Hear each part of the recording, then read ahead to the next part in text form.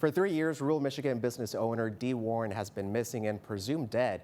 The county sheriff began an investigation but found no physical evidence of violence and no sign of Dee dead or alive. And her family wanted them to make an arrest, but say local law enforcement told them that it would be hard to do one without a body. Here's Ann Moriarty. It was April 25th, 2021 in Lenawee County, Michigan. Raquel Bach had gone to see her mom, Dee Warner, at the family farm, but her mother was nowhere to be found. Something wasn't right. Raquel's stepfather, Dale Warner, was out farming. He said he had last seen Dee sleeping at home at around 6:30 a.m. After looking for their mom all day, Raquel and her siblings called police. The sheriff's office sent a deputy out to Dale and Dee's home. I hear your wife is missing? Well, I don't know if she's missing or if she just left. Dale Warner said he wasn't that concerned. Well, her hair curl was gone, her hair dryer's gone, her makeup bag's gone. I wouldn't even seen all that stuff gone. I wasn't real concerned. The police searched extensively but found no trace of Dee. Raquel believed Dee had been murdered and suspected Dale, but without physical evidence, she knew it would be hard to prove. I know a no-body homicide is very hard. Dale repeatedly denied harming Dee. He maintained he was out farming the morning she disappeared, and security footage showed him out using a sprayer. Determined to get justice, Dee's brother called a private investigator, Billy Little, to try and shake things up. Maybe you'll find the body, maybe you won't. But don't sit around and wait for Santa Claus to come. You got to solve this case. And here to talk more about this is 48 Hours correspondent Erin Moriarty. Erin, thank you so much for joining us. And thank you for having me talk about this case that I think people will really be interested in. This is really an example of how difficult a no-body missing person case is. So first off, I guess, what did Dale Warren have to say about the idea that he had harmed his wife? Well, this is one of those cases where there's no physical evidence to say there was a crime or that there was even a crime scene. And Dale Warner has always, from the beginning, denied he had anything to do with his wife's disappearance.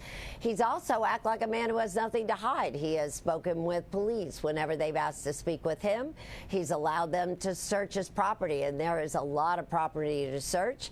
And the surveillance video on the farm, as much as there isn't a lot, does seem to support what he told police he was doing when his wife went missing. And so how did the Warren family find Billy Little? Well, Billy Little is an investigator out of Missouri and an attorney who helps families with missing persons. These are very tough cases. Often, especially if the missing person is an adult, it's hard to get investigators to do an all-out, full-scale search.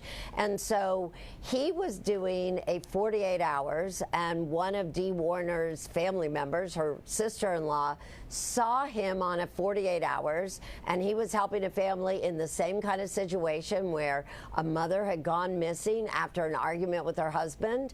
And so Dee's sister-in-law decided maybe he'll help us, and he did. He then did come to Michigan and help the family put a spotlight on her disappearance. And Erin, what else did the family and supporters do to try to find Dee? Jesus, this was actually a surprise to me. I knew how tough these cases are, but the family needed to put a spotlight on the case, and they needed to put pressure on investigators, and they believed they needed to put pressure on Dee's husband as well, because they felt he knew much more than what he was saying. So one of the things they did was they put up a billboard. They didn't think that Dale was doing enough to find his wife, so they put up a billboard that said, "Help Dale find Dee." They also printed out signs that said "Justice for Dee," and those signs were put in people's yards around. They organized a search, and the whole idea was to make investigators know that Dee was still missing, and there was a family that really wanted to find her. Now, this case was unusual for you because when you started, no one knew where Dee Warner was, but within a few months, things changed. What happened? Well, this one surprised me. I'll set the scene a bit. Last summer, I was actually talking to Dee's brother. I'm in a field, one of the many fields that they were searching, looking for Dee, and we were talking about where she might be. And in my mind, I just didn't think she was going to be found. But 3 weeks later, investigators put together some of the details they had, and she was found just 100 yards or so behind me in a tank in a shed.